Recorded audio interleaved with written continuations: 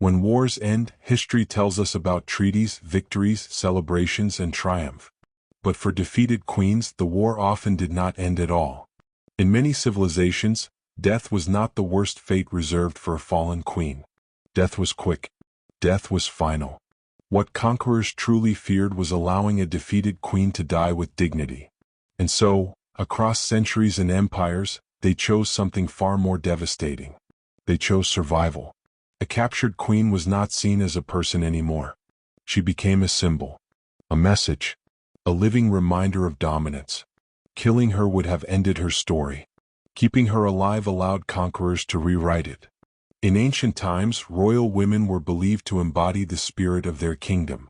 Their posture, clothing, voice, and even silence were considered reflections of national strength. To destroy a kingdom completely, conquerors learned that they did not need to burn every city or kill every soldier. They only needed to break the queen. After victory, queens were often taken not to prisons, but to places designed for humiliation. These were not dungeons meant for criminals. They were public spaces, palaces, processional routes, ceremonial halls, places where the defeated queen could be seen, watched, and remembered. In several empires, queens were forced to walk behind the conqueror during victory parades. Not executed, not hidden, but displayed. Their crowns removed. Their royal garments replaced with simple or deliberately degrading clothing.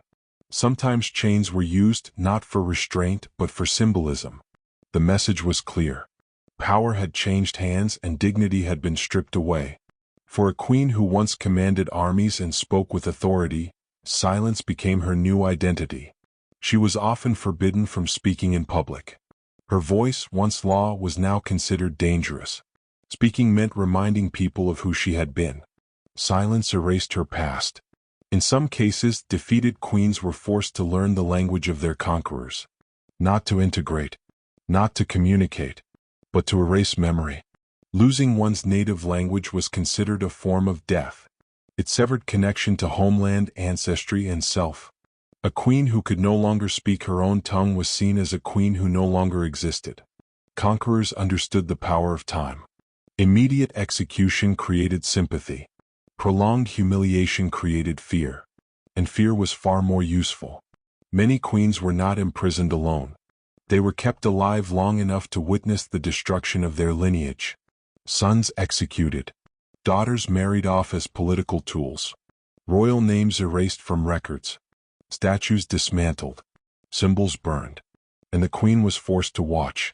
Some conquerors deliberately allowed defeated queens to live comfortably at first. They were housed in palaces, fed well, given servants. This false mercy was intentional. It created hope. And hope made the eventual humiliation even more devastating. Then, gradually, privileges were removed. First, servants disappeared. Then movement was restricted. Then clothing changed. Then names were replaced with titles like the captive or the foreign woman. In some cultures, defeated queens were forbidden from being addressed by their royal titles at all. They were stripped of identity piece by piece. Public appearances were carefully controlled. Queens were brought out only when their presence served a political purpose. A reminder to rebellious provinces. A warning to rivals. A demonstration of total domination. In several ancient accounts, defeated queens were seated below common nobles during ceremonies. This was deliberate. Social hierarchy was weaponized. To force a former ruler to bow her head before people who once bowed to her was considered the ultimate psychological punishment. In some empires, queens were paraded during religious festivals. Their presence was used to suggest divine approval of conquest. Priests proclaimed that the gods had abandoned the defeated kingdom. The queen, once believed to be protected by divine favor, was now presented as proof of divine rejection. This was not just cruelty. It was strategy. By humiliating a queen publicly, conquerors broke the spirit of the conquered people. Resistance faded when hope was destroyed. A living queen in chains did more damage than a dead one ever could. Some queens were forced into marriages not for alliance, but for humiliation. Marriage to a lesser noble, a former enemy, or someone deliberately chosen to degrade royal lineage. The purpose was not union. It was erasure. Children born from such unions were often denied royal recognition, their bloodline intentionally diluted, their future controlled. A queen's legacy was dismantled slowly across generations. Isolation was another favored method. Some queens were confined to single rooms for years. Not dark cells, but beautifully decorated chambers. Comfortable enough to survive. Silent enough to break the mind. Human contact was limited. Information controlled. Time blurred. Isolation destroys identity. Without mirrors of recognition, even royalty fades. In certain cultures, defeated queens were forbidden from wearing jewelry, makeup, or colors associated with royalty. Appearance was strictly regulated. Every glance at their reflection reinforced loss. In rare cases, queens were kept alive until old age, not out of mercy, but because their continued existence served as proof of eternal victory. Their aging bodies became evidence of a kingdom that would never return. The most terrifying punishment was not physical violence. It was being turned into a warning. Some queens were displayed in border regions, near former homelands, visible but unreachable, so that conquered people could see what resistance led to.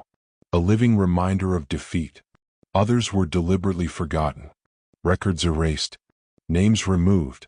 Histories rewritten.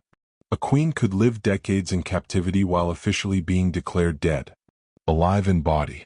Dead in memory. That erasure was intentional. A queen without a story could not inspire rebellion. There are accounts of queens begging for execution, not because they feared death, but because survival had become unbearable. To live without identity, without voice, without future was worse than dying with honor.